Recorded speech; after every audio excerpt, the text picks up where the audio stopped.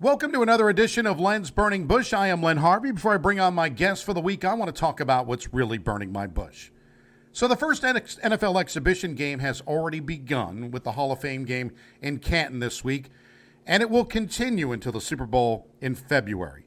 Now, I already see the memes and the posts that they're so excited the NFL football is back. But did it ever really go away? ESPN hasn't stopped coverage since it ended last February until now. And what is the obsession with the pro game that people just can't wait for? They can't wait for seasons anymore to run its course. It's the equivalent of rushing my summer in August to get to the fall. Hashtag don't rush my summer. So when I was growing up, baseball was America's pastime, and it was as American as apple pie and Chevrolet. Going to a game, seeing the green grass, enjoying batting practice, hot dogs, Cracker Jacks, peanuts, and then the game, of course. But why is it that everyone now thinks the game is too slow for them? Have you ever actually went to an NFL game in person? Do you know what the average time of actual action is? Well, I'll explain. The players will actually run around, return to the huddle, and repeat. But the time the players actually play the game is astoundingly small. It's only 11 minutes. Yes, I'll repeat that. 11 minutes in an entire 3-hour game. That's the time the ball is actually in play. But yet everyone loves these 3-hour games. But a 3-hour baseball game? Oh, that's boring. 3 hours, 320, 245. What does it really matter? Now, of course, I do like football too, and I don't want to get that off. I do like it, but why can't we enjoy both? Baseball is beautiful. It has no time clock. I don't get it. I love the game, the strategy of the pitcher and the batter and the game. You can enjoy the game sitting and watching and being outside in the warm weather and being able to feel your toes after, unlike a game in the NFL in December. The reason I bring this up is because I got to bring my son with me to New York recently to watch a couple of baseball games, the Mets at Citi Field and the Yankees at Yankee Stadium. They were new stadiums to both of us, as I had been to Shea and the old Yankee Stadium, but never to the new ones. But we were able to exchange stories of old-time baseball and just enjoy the two games where we were off our phones, although the stadiums love you to be on your phones regardless. But although the home teams didn't win, we actually enjoyed ourselves. My son actually kept score. In the old school days, I used to do that, so it was kind of nice to see him do that. And it's a memory that will not be forgotten. And yes, it was baseball. As the great James Earl Jones once said in Field of Dreams, the one constant through all the years, Ray, has been baseball. America has rolled by like an army of steamrollers. It has been erased like a blackboard, rebuilt and erased again. But baseball has marked the time. This field, this game, it's a part of our past, Ray. It reminds us of all that once was good and could be again. Oh, people will come, Ray. People will most definitely come. And well, I most certainly agree. And of course, I didn't do that speech justice like the great James Earl Jones. But with that being said, it's time to bring on my guest for the week. She's making her second appearance on Len's Burning Bush. She's an accomplished radio veteran, grabbing headlines and boosting ratings in radio for almost 20 years. Multiple Gracie Award winner. Her and her partner of 11 years, Anthony Michaels, have relaunched the successful syndicated show, The Cooper and Anthony Show. She's also a prolific author, PhD in psychology. Her seventh book, Celebritocracy, is out. And let's welcome the lovely, extremely talented, and my friend Cooper Lawrence to Len's Burning Bush. Hello, Cooper. Look at you being the only person I've ever known since I started promoting Celebritocracy that actually pronounced it right the first time. I'm very impressed with you. I have to be honest. Uh-huh. I was having difficulty this morning, and I went to the show that we did last year, you and I, and I had to make sure that I was pronouncing it right. So I listened to you say it, and that's how I did it. So there you go. Oh, so I cheated so a little bit. nice. That's a real friend. That's a real friend. Hey, do you want to tell people how we know each other? Because I was thinking about this the other day, and I was thinking, what an interesting way to start a friendship. Yes. Well, we worked together in New York at the Fortunoff building over at Metro. But you and That's I, right. it was kind of nice. I was working a split shift, and this is kind of an interesting thing. I was working. We did traffic. Wait, Yes. hang on. Let people know. We Oh, did traffic. We were traffic reporters. That's that's how we started our careers. that's correct. I forgot that we were doing traffic. We were doing the traffic reporting, and what was interesting is you invited me because I lived up far north, and I was having to come back in the next morning after a split shift, and you said, "Hey, you could stay at my place." So you were kind enough to offer me a bed to stay in, and of course there were always rumors, Cooper, but nothing ever happened. But that's how we know each other. Yeah, you've always been like a brother to me. And I always you were one of the few people that I always trusted from the beginning. You were just like, we were brother and sister working, and we were like in the trenches there. Because if you remember, when we first started doing traffic, it was it was chaos because you didn't just go in and do one station. You did like 40 stations. And you spent the whole time going from ISDN line to ISDN line and then they would run over some of us and have us do like a TV hit on New York 1 or like New Jersey 12, NJ 12 or whatever. So we spent the whole day. You hit the ground running when you were doing traffic. There was no breaks. If you didn't get your coffee when you first started, you weren't having coffee that shift. No, agreed, and it was rough. I mean, people think about it, you're going from one to the other, but you had to be on. Like I was part of some of, you were part of morning shows. I was part where you would have to be funny too. Like you couldn't just do the report. Yep. You had to you had to go from one to the other. Yeah, it was, and outros. You had to make sure you had them written down because if you're doing many of them, you might say the wrong name. Exactly. And they would keep switching staff. So 1 minute you're talking to somebody at one station. They're like, yeah, that guy doesn't work here anymore. It's like, okay, what's the new guy's name? Hurry.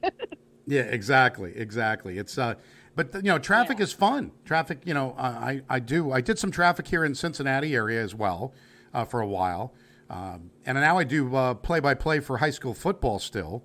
I'm still involved in the radio. I have a real job during the week, but it's kind of fun to still do the radio, and I enjoy it. And you have been doing your show, but we'll get to that in a second. But I wanted to get your opinion on what I said about baseball. I don't understand why everyone needs action.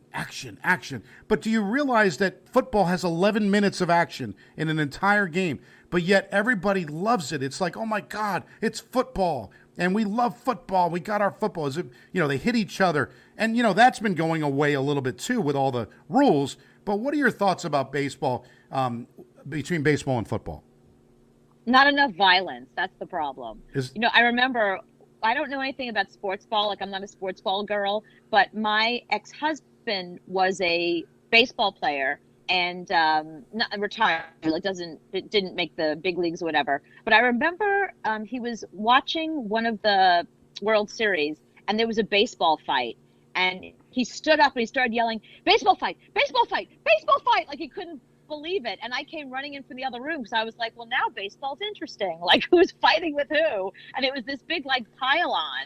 And I think that's what people like about football is that it's aggressive. You hit other people. It's hockey. That's the whole thing about hockey is that it's all about, it's more about fighting than it is about making, are they called goals? Whenever you put the thing in the net. But I think, baseball, it's not that it's slow. It's that it's very hands off. There's not a lot of aggression. There's not somebody hip checking somebody else. It's like my turn, your turn. Okay. It's all too pleasant for people. And I think if you're somebody that, is really into playing video games and even sport video games are more aggressive. So it's weird that you play an aggressive sport video game and then you watch the actual thing and it's like, wait, this is boring. You know what I mean? You explained it so well. I just, like I said, I don't agree with you, but I do like the way you explained it. I like I said, I've always liked baseball. I just enjoy it because you could sit. So what bothered me this past weekend when I went is that constantly during the time of the game, they have to get people entertained, right? It's the constant contests and all the things that they do now, but it's like get on your phone and tweet to us and do this. And it's like, Right. I want to spend this time off the damn phone. I don't want to be on the phone all the time. People want you to be on this stupid device, and it's like crack. You know, it's nice to be away from the phone for a little bit and to watch a couple of hours of a sporting event, but they want you involved, like the T-Mobile thing. Tweet your pictures and having a good time. Get off the damn phone. That's what I want to say. Right. Well, but one of my best friends works for MLB.com, and the one thing that she always tells me is about how the fan interaction off, like when the games are not on, is probably more passionate than when they're. Because think about, how often do you actually get to go sit in a game? That's a finite number of people that can actually go to a game, sit in the stands, especially with COVID. But yet you can get on your phone and interact, and you can interact with your team and your players. And they like to keep people interested. They like to give them like fun things to do, like make a banner or wear a silly costume, and tweet it to us. So for them, that really is the community. It's not that they're trying to get you on your phone while you're watching a game. It's the fact that they're asking you to stay part of the MLB community. And that's the best way to do it. And I will tell you, there's actually a lot of research about this that says that people that are lonely, and right now during COVID, there's a lot of people that have been like exceedingly lonely and couldn't wait to get out of the house. They don't have wives and husbands and families, so the MLB community has been really important to them. So if you're at a game and I can't go, and maybe I'm a Mets fan living in Kentucky, and I want to see what's going on back in New York, you're my access to that. And that has a lot of value for somebody that really loves the game but can't access it. Sure. Again, you make sense. This is two for two today, Cooper. You make too much. You make too much sense, and that's you're 100% right. And I know why they do it. I just like I said, I think we spend a lot of time on our phone. But yes, there is some benefits to it, and you're right. I didn't think about it that way. So yes, you're again, Cooper. I hope your boyfriend tells you this. You're right again. Yep. Yep. So speaking of which, I enjoy thoroughly your tweets. And one of the things that I do like is a tweet that you posted this past week, and I loved it. I actually laughed out loud. The tweet was, I pretend not to like my boyfriend's friends, so he doesn't invite them over. But the truth is, I just don't want to put on a bra. And that's, just like, these are the things that I enjoy. But, what's interesting about these tweets is it's 100% accurate. It's not, who wants to go anywhere sometimes? You just want to hang out at the house. And let's be honest, you girls have it so rough anyway. I don't know how I know. It's like Elaine said with, when he took it out, he says, I don't know how you walk around with those things. How do you walk around with those things? It's kind of the way I look at it. I know, it's a lot. It's a lot. And, because my boyfriend was like, he's got some friends that were like, we should get together. Maybe we can come over. And the minute he said come over, I was like, I have to get dressed. I got to put on a bra. I have to shower. I shower anyway, but I want to be able to, live my own life. So I was like, maybe not him. I don't really like that friend of yours. So everything I tweet about with my boyfriend, it seems like I'm making stuff up, but it's 100% our lives, and it's just, it's the way I cope. It's the reason we've been together 11 years, because every once in a while, the things about him that drive me crazy, if I can tweet about them and make it funny, then I feel like I could cope with his eccentricities a little more. Well, I've always said the hardest part of any relationship is the living together part, because no one ever understands. It's like everybody has a different idea what's clean, what this, and living together. And once the sweatpants comes out, you pretty much have lost the romance. We know that. But the living together part, if you could date your significant other and not live with them, it might be a little bit better experience in the long run. But I think that's what it is. You just have so much that you see. It's like, oh, you did this again. Can you take the garbage out? Can you do, it's like there's so many things that are on your mind of things that, you do when you live together. But this is why I never got married. I've been with him 11 years and we're just boyfriend and girlfriend, because I want him to know that at any minute I can walk out the door, and so can he. And that neither one of us are legally or financially tied to the other one. So we're here because we want to be here. Like every day we wake up and it's like, should we do this again? Yeah, we'll do this again. Yeah, one place you probably won't be going. You talked about KFC announcing a KFC-themed pop-up hotel with a press for chicken button. This way, when I go through the Bible in the nightstand, I can check gluttony off the list. I thought that was good. But isn't that amazing? So KFC, here's the cool thing about this. I'm a vegetarian, so I don't even have a dog in this fight or a chicken in this fight. But KFC has announced that they are doing a pop-up. They're doing this starting in London, and they're going to do them in cities all around the world. It's a pop-up hotel where you stay for the night. It's $160 a night. You get $200 of chicken free. And all you have to do, there's a big red button, like a game show. Whenever you want chicken, 3 a.m, come home drunk, wake up in the morning, want it for breakfast, doesn't matter. There is somebody available to you 24 hours a day. You hit that button and they bring you KFC, which is really friggin' cool if you think about it. Like, I mean, people can be like, they'll hear me in the bedroom like, like, what is she doing in there? Nope, just eating chicken. Like, not what you think. She's just moaning for the chicken. It's literally finger licking good. But here's the best part. 100% of the proceeds, not like 10%, not like a couple of dollars here and there, 100% of the proceeds are going to the KFC Foundation. And this isn't a promo. I don't work for them. They have this really cool organization where they help small businesses and they help young people get their lives started. And 100% of that money is going towards that foundation to help young people, minorities, like anybody who wants to start a business and get their life going, go to college, whatever they want to do. That's what the KFC Foundation does. So that money is going towards that. So I thought that was pretty cool. That is very cool. And you reminded me of a story that was told. I went to a conference, and there was this keynote speaker, and I can't remember the guy's name, but he was a New York Times bestseller author. But he brought up a very good point about hotels and what considered like 5-star hotels and 4-star hotels and different things, right? So there was this hotel that was a 5-star hotel that he went to in L.A. Mm-hmm. And he gets there, and it's like the building is basic. It's painted. It looks like 1970s. It's not very good. The bed was small. The shower wasn't very good. He gets there, and it's like, why is this hotel rated 5 stars? And he goes through this whole thing, and he gets down to the pool. And the pool is just a basic pool, right? But he sees a red phone by the pool. And we wonder, what the heck is this red phone? So apparently the kids would get on the red phone, and within minutes, people would bring popsicles to the kids.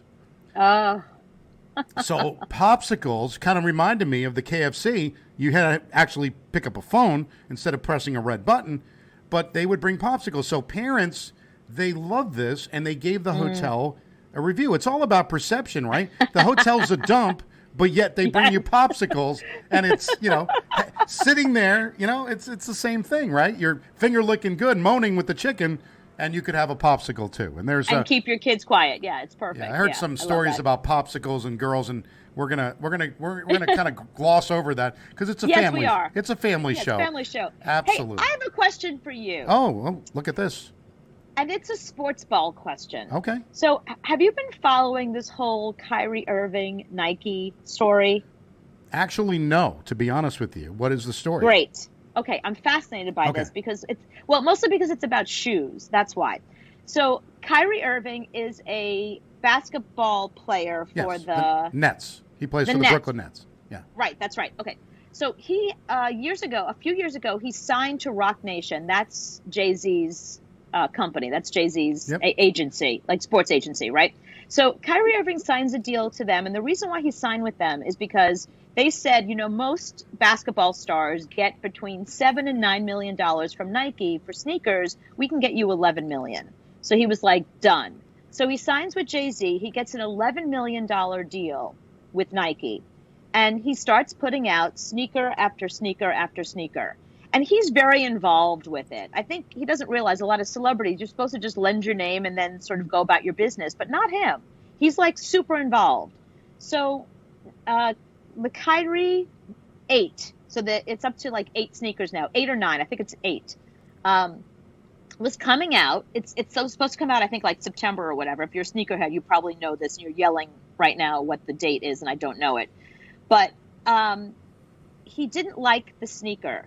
So he posted, I did not approve this sneaker. How dare Nike do this? This thing is a piece of junk. I'm not associated with this. When you get this sneaker, just know that I have nothing to do with it. And they didn't ask me what I thought. And he basically berated Nike and told them, to go F themselves. And then he told Jay-Z to go F himself and fired Roc Nation as his agent. Wow. All over this sneaker because they didn't consult with him. They just put out what the sneaker was going to be. They made the announcement. He got on social media. And I saw this story and I was like, okay, it's about shoes. So I like that. We could talk about it. Of course, I know you like shoes. Yes. Yeah. So we talked about this on my show. I was fascinated by this because doesn't he have some kind of clause in the Nike contract that says STFU? Yeah. Like shut the up. Yeah, absolutely. Like you can't post negative things about us. You can't. There must be something in the contract that says if you have a problem, deal with it internally. Don't post, publicly about it. But he did, and he just issued an apology. He said, when you build something great, sometimes there comes a point when you need to recalibrate and refocus to ensure everyone involved is aligned. I guess it's 11. So, yeah, he's on to the. So anyway, so they were saying it's unfair to blame Nike, and he's apologized and said, he just basically was having a bad day and whatever. What do you make of all this? I think it's really weird. I think the whole thing is weird. Like, if you don't like your sneaker and you don't like your agency, what are you tweeting about this? Why is this all over Instagram? There should have been a discussion between Nike himself and Jay-Z, but I think people just go to social media. They think that, again, he thinks he probably had more to do with the sneakers through it. Like you said, he should have just put his name to it and not worried about it so much. Because here's the problem that I have with the sneakers. Why are they $250 and kids can't get them? That's the problem that I have, that he should be more concerned instead of that. It's like there was Starbury shoes back in the day. Stephon Marbury made shoes that were $15 so kids could afford it. That's what I would rather see, and he probably should have just shut his mouth. But I don't know why you would need to badmouth it's like the hand that feeds you, right? Nike gave you $11 million, gives you that platform, and then you diss them. It's like, don't, what will you eat? I mean, that's not a good thing. Right. Well, to be fair, the kids' version of the shoes are on sale right now for $43. They're normally $60. And the adult sizes are between $110 and $130, which is still not cheap for sneakers. But no, that's not bad. Yeah, but that's what you're going to pay these days for sneakers anyway. Yeah. So especially if you're like a Nike buyer. So I don't understand that. And it's probably in his contract. Like, even you and I know this. Yeah. That there's something in any contract you sign with any big public, I don't know who your sponsors are, but like my sponsors, I know that I'm not allowed to say anything. If I have a sponsor, I worked for a radio station once, and it was during a time when McDonald's had done something really messed up. And McDonald's was one of our sponsors. And it was a big story. It was like the big news story of the day. And we couldn't talk about it. Right. We were the only radio station in our area not talking about this huge McDonald's story that everybody else was talking about because they were our sponsors. We knew to do that. Like, Kyrie Irving doesn't know that he's not supposed to be bad-mouthing the person who handed him $11 million? I know. It's amazing what they think they are. It's like you have people that pay you, and you have to, unfortunately, there's been companies that we've all worked for, Cooper, that we didn't like the company that we worked for. Let's be honest. Yeah. Yep. But we didn't go bad-mouthing them because we know that that's not a good thing. Even if you are right, which most of the time you are, and maybe Kyrie is 100% accurate in the statement. He didn't like the shoe. The shoe's garbage. It probably is garbage. But that being said, you're not supposed to say that. Handle that internally. Yeah. Let somebody else tweet that, not you. That's not a good. It's never a good look to air dirty laundry in public. Never. Right. I don't like it on any level. If you have an argument with, and it just seems like more and more of these sports guys will do that. They haven't, like, even Aaron Rodgers. I mean, he was having a problem with his team, and he's Aaron. Like, you just sit in a room and get it done. I don't want to hear about it. I don't want to know what goes behind. We don't want to know. It's like you go to a restaurant. Do you really want to know what happens in the kitchen? You don't want to know. Oh, well, I do want to know what happens in the kitchen, but I don't want to know if Aaron Rodgers has a problem.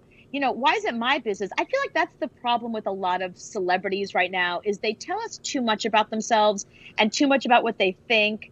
And, during the whole election year, I'm torn about this because I understand, look, celebrities are Americans. I mean, American celebrities are Americans.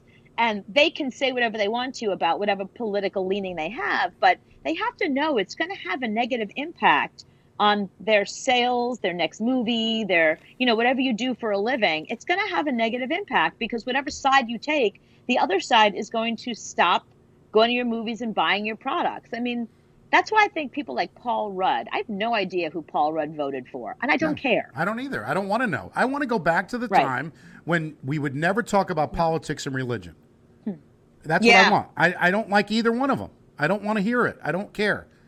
I don't care who you voted for. I don't care. I like the not knowing. I used to love Johnny Carson because he would make fun of everyone equally, and he never talked about politics because he said, again, it's like Stephen Colbert. All these people are now coming out, and Jimmy Kimmel, and you know what?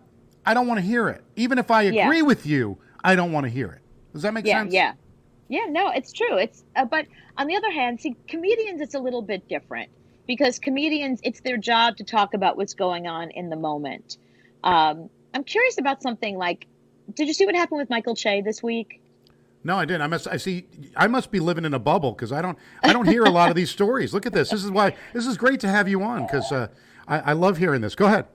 Okay, so Michael Che, for people that don't know, he is the head writer. He's one of the two head writers for SNL are Colin Jost and Michael Che, and they also do Weekend Update. And the way it works on SNL, in case you don't know this, anytime you see somebody on Weekend Update, those are the head writers. Part of your job as head writer is also to anchor Weekend Update. So there's Che and Jost, and that's what they do. So Michael Che, now that SNL is on hiatus, has been out there trying to do stand-up comedy. He's got a show on HBO where he's basically doing stuff there. But, he's a comic. He's a stand-up, and that's how he got started. So he's still out there doing stand-up comedy.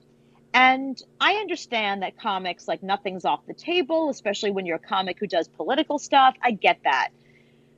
But the day that Simone Biles came out and told us all that she was having mental health issues and the twisties, and she was going to be kind of backing away from, the Olympics, and she wasn't sure if she was going to compete.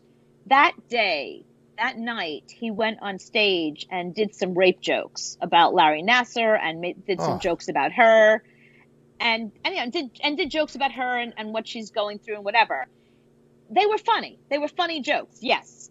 But it was like the day that she announced or the next night or whatever. And it was just everyone on Twitter got on there. There was not one person supporting him saying, well, he's a comic. That's what they do. Nobody was saying that. No. They were all like, that's punching down. Don't Black women have a hard enough time in this society as it is? So, but I have heard people, my boyfriend, one of them saying like, but that's what comedians do. They make jokes about what's going on in the moment in pop culture. So I was wondering what you thought about that. Is it bad? Is it like, what are your thoughts on that? I enjoy good comedy, but I don't think there's ever good comedy when you're talking about somebody's situation where they were raped. Okay. That's not, I don't care how funny you think that is. I just don't want to hear that. I do think that you need to make fun. I mean, let's face it, Carson and Leno and all of the late night talk shows have made fun of people like, Dan Quayle, for instance, and all these jokes. And you can certainly do that. Making fun is what they do, and they do it in a funny way. And I know they do the celebrity roasts, and they make fun of people as well. But that's in a little bit more of a joking manner. I guess it depends on how it came across. I wasn't there for the moment, but I don't think I would have enjoyed hearing those jokes, especially when we have so many things with mental health and it's just not something I would ever talk about. Right. Yeah. I felt that it was a little insensitive and just the timing. And listen, I worked for Joan Rivers, so I understand the concept of comedians making jokes about what's going on in the moment, at the moment. I get it. Right. But I just think it's okay to also self-censor. It's okay. It's okay to be like, well, this is coming across insensitive as opposed to funny. No, agreed. And I think it's harder too now with everything. I know Jerry Seinfeld has talked about this too. You go on a college tour and it's really hard for, you say anything and people get upset about it. But that just sounded really totally insensitive. And I think there's a line, right? If he would have said, hey, she's going back or, talking about certain things, but to go into her, obviously there's a troubling past there. We know that. And I don't think that's somebody that you should have, went after. Yeah. Yeah. Okay. We agree. Good. Now, I wanted to get your opinion on this because I know you posted it. I'm a big Jeopardy fan. Went through the whole thing. They went through all the guest hosts. They went through all these things. And the answer might be, who is Mike Richards? And I'm thinking to myself, couldn't they just have kept him then? Why did we need to go through the whole charade of, Mike Richards being, the executive producer of the show, and they could have just kept him doing it. I like the idea of the guest hosts. I actually think they should keep doing that. The guest hosts would be better in the long run. I agree. Yeah, I like the idea of the guest host too. Listen, no one can replace Alex Trebek. That's all there is to it. There's just nobody that can replace him. It's not like some of these other game shows where they've been through a series, like Family Feud. How many hosts had they had since Richard Dawson? Like dozens, and it works every time because the show just works. But it's not that Jeopardy doesn't work. It's just that it doesn't. When you think of Jeopardy, you think of Alex Trebek. So I think it's really hard to replace him. I liked the idea of the several guest hosts. I think they were trying to keep our attention and kind of a buffer between we just lost this amazing man that everybody loves and what are we going to do next? When all along they were probably planning on sticking the executive producer of the show, who's also, I guess, a host. They were already planning on sticking him in. But I'm with you. Yeah, anticlimactic. I'm with you. I think the guest host thing was super fun. It was, because whether you liked or not the 2 weeks that they did or the week that they did, everybody was big on LeVar Burton or, Katie Couric did a really nice job. I actually liked, it's funny because I don't particularly care for her normally, but I enjoyed Katie Couric doing Jeopardy. I thought she did a fantastic job. And there was a lot of good hosts. I mean, you look at Brad Rutter, you look at, I liked having Ken Jennings do it for a little bit. I enjoyed that, but I don't know. Who was your favorite of the bunch that went out there? I thought Robin Roberts did a really good job. Yes. I was surprised at how good she was because I know that she's a host, but I didn't realize that she, does the. Yeah, I thought she was really good. LeVar Burton was my favorite. Yeah, LeVar Burton was very good. I enjoyed him as well. Was it Bill Whitaker? He was excellent as well. Bill, I must have missed that. Yeah, he was on. He was on. But they had several other guests. This last week, David, I don't even remember his name, and everybody was like, "Who is this guy?" Like, it was just kind of funny that he's a financial reporter. It's like, who is this guy? He's on. Right. Everybody didn't enjoy it, but I enjoy Jeopardy, and if it's going to be Mike Richards, I'm still going to watch it. But I just think that I loved your answer. Who? No, it really is. Who is Mike Richards? We don't know who Mike Richards is. So I want we've gone on, and I want to talk about your show. So let's get that out there. We got the Cooper and Anthony show. It's on. How do we consume it, and how do we get it? So it's the Cooper and Anthony. It's a podcast. Well, it's a syndicated show that became a podcast. What happened was we started to syndicate the show, and the podcast started taking off. We have a little under 300,000 subscribers to the podcast. We have a little over 300,000 per week of people that listen to our show, which is an incredible number.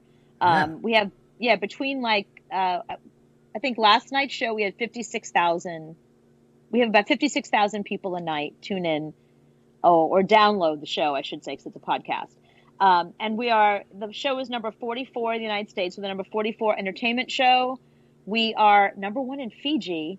Wow. And the show does well around the world. We're number 2 in Australia, number 4 in the UK. It's weird. It's like we just we're doing something in between radio gigs, and the podcast took off. So it's called The Cooper and Anthony Show, and basically anywhere you get your podcasts, if you go to literally any podcast platform you're into, Spotify, iHeart, Podbay, wherever you want to check out our podcast, The Cooper and Anthony Show, and you will be part of 50,000 people who are enjoying our show. Well, that is a great group, and I know it's great because you're great. So I know the show, and Anthony is great as well. So I don't want to slight him. So make sure you tell him that I'm not slighting him as well. But my loyalty is with you. But that's of course, yeah, exactly. But no, I enjoy it. I think that like I said, I follow along with the show and the show tweets, and I enjoy it. And it's good stuff, just like I like to do some entertainment stuff. I think it's nice and easy to do non-controversial things, Michael Che. Do non-controversial things, but you could still be funny doing it, right? You don't right. And the show's a pop culture show. You get your any stories you might have missed from the week, like a lot of the stuff that Len and I just talked about. Like we'll talk about that on the show. That way, the next day at work, if someone's talking about the KFC hotel, you already know about it. You heard. And what's really brilliant about what Anthony has done is our podcast, the longest one we have is maybe 18 minutes. So it's like 5 minutes here, 6 minutes here, and you can download the show in pieces. So if you subscribe to the Cooper and Anthony podcast, it'll download like 5 or 6 pieces, and you can listen to one or two or all of them.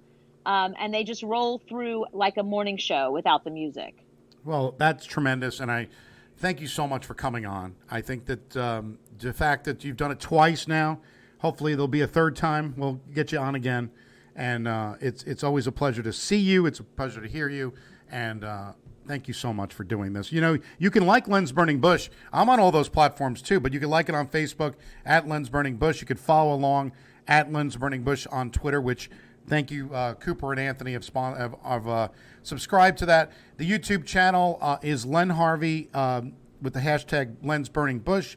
So I do take the audio from these shows, and they do show up on the YouTube channel as well. And you can listen on iTunes, Spotify, Google Play, Podbean, iHeartRadio, TuneIn.